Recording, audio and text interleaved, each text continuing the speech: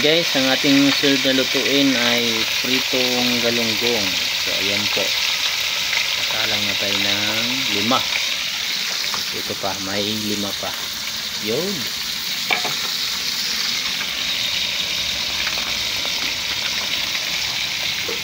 pritong galunggong. Ayan po ang ating ulam. So nakapamalingki tayo ulit, kaya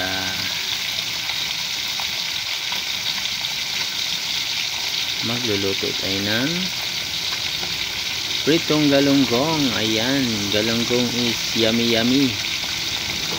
O diba, binaliktad na natin ang ating prito. Ayan, second batch na pritong galunggong. Ayan, luto na yung may isa pang natira. Last batch, 10 piraso, 200.